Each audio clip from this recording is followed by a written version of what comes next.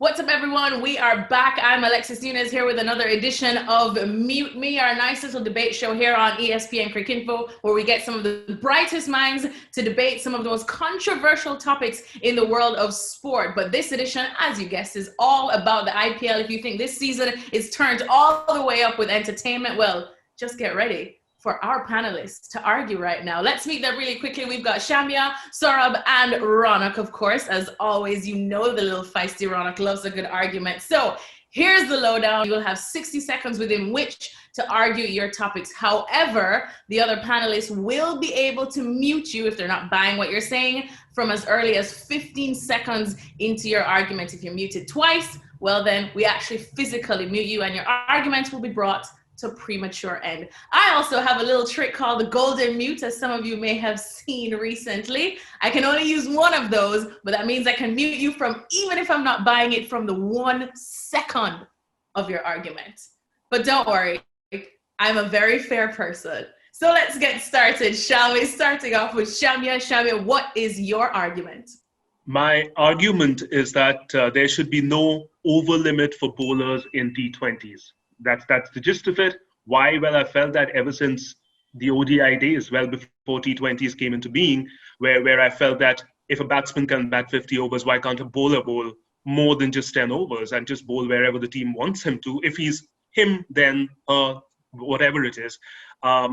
If that person's the best in the game at that moment. Now, over the years, I felt that maybe 10 out of 50 is a reasonable number. In test matches or wherever, you don't necessarily bowl more than 10 overs out of 50. You know, it's a reasonable number of overs, but you do bowl more than 4 in a 20-over situation. That's one of the arguments. The other just is that it's such a high-stakes game, T20 cricket, and the IPL especially, and right now we're talking about the IPL, that you want your best people at the best time. You have your bowlers, you have your batsmen strategically sent in, and of course your... oh my goodness, with 2 seconds to go, Saurabh came in with a second mute after Raunak put it up. Raunak, let's start with you first, because you weren't buying it earlier on. Shamya is our most seasoned colleague, which is why I allowed him even the courtesy of those 50-odd seconds.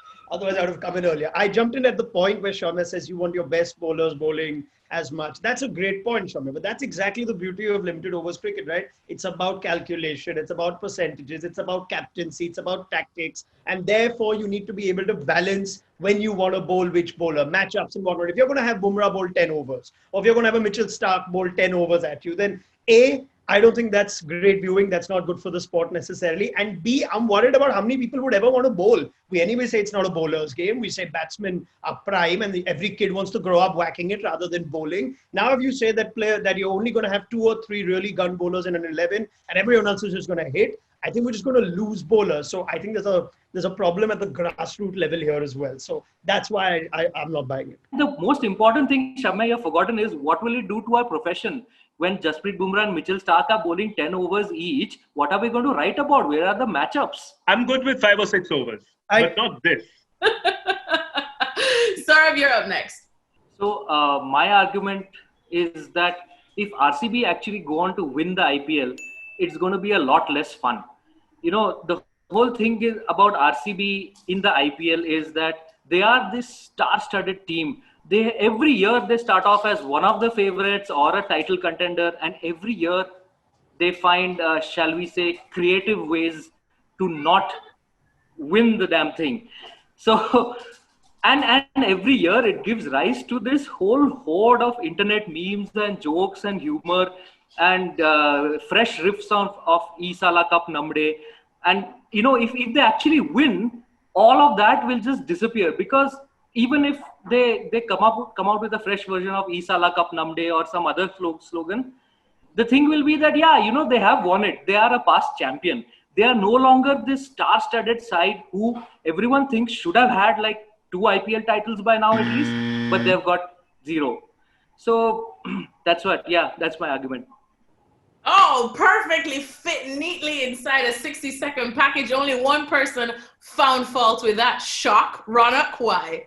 I just wanted to know what Isala Cup Namade meant because it came up twice. So I wanted to stop Saurabh and have him explain that and then carry on. I completely buy the argument. I hate the fact that England won the World Cup because now there's nothing to say about England. Oh, they don't win, Exactly. win World Cup. So thankfully we still have South Africa. Maybe Kohli will stop captaining the side if they win it once. Sorry, RCB fans, if you're watching. I know you probably are, but I guess don't hear. But at least they make great memes, right? Let's go to the next one. Last but certainly not least, who's absolutely roaring to give his argument, Raunak.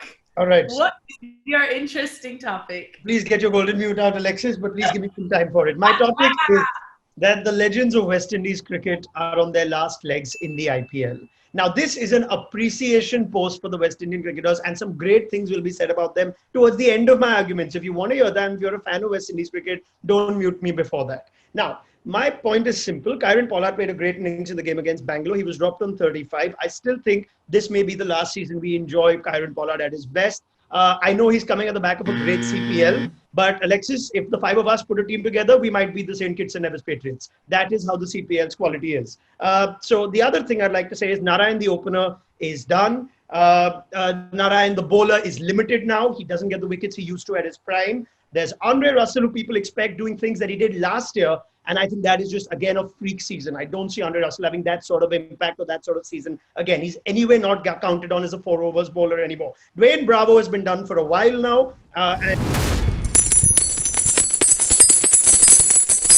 I'm golden muting Raunak. I couldn't resist it. First of all, and I'm surprised you saved Chris Gale for last, because I know it was coming, and I almost wanted to hear the Chris Gale argument, but you know I'm not going to take this slap. He said 5 of us to put a team together. I'm just waiting for him to finish, and you'll get 2 seconds before muting him, yeah. But you know, I wasn't the only one that golden muted Raunak. Saurabh, you weren't buying it either, and you're not even West Indian, so why are you not taking that? No, I had to mute him when he said Kieron Pollard is it's his last season of heroics and all that. I mean, a guy who can hit 49 runs in 2 overs, I don't see how that would be his last season. And Kieron Pollard has had these downs before, you know, where he was even left out of the Mumbai Indians 11 at a few points, but then he's just come back, and he's not that old. So I don't see any reason for him. And the main thing is, when he said it's the last of the glory days of West Indies, I just wanted to say 4 words: Nicholas Pooran, Fabian Allen. Maybe Shimron Hetmeyer too. Shimron Hetmeyer going forward. Let's bring Raunak quickly back. There was a reason the topic was worded so carefully. The legends of West Indies. The legends of West Indies. The end of my statement would have been, it's time for a new generation. The likes of Pooran, the likes of Hetmeyer, they will take over the IPL. I'm talking about the big boys, the guys that have won the World T20s. They're almost done. I think Pollard and to an extent Russell have a couple more years left for sure. Yeah, definitely. I think Pollard and Russell definitely have a couple. Like I said, they're on their last leg. They're on their last legs, and that last leg could last maybe a few years. I thought the operative part of your argument was don't mute me. And I didn't bring up Chris Gale because Chris Gale is not on his last legs. Chris Gale's last legs are on their last legs. So. We will not take that kind of a chassa for the universe, boss. But you know what, Raunak?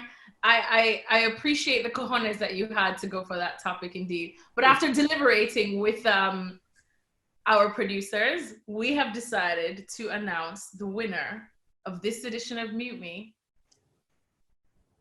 Saurabh, for going with that brave RCB topic. Raunak's kicking off.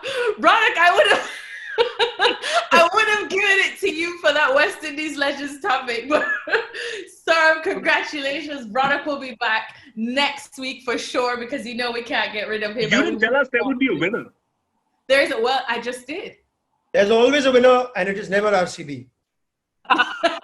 There's always a winner, and this is never RCB indeed, and that's the point that Saurabh was bringing forward, and he did it so beautifully as well. Plus, I love this little green goblin kind of thing. So there we go. Thanks to everybody. Thanks to Raunak, Saurabh, and Shamya. Thanks to all of our viewers. We're going to be here all season long for what has been an exciting season so far in the IPL. So please join us again for another edition of Mute Me.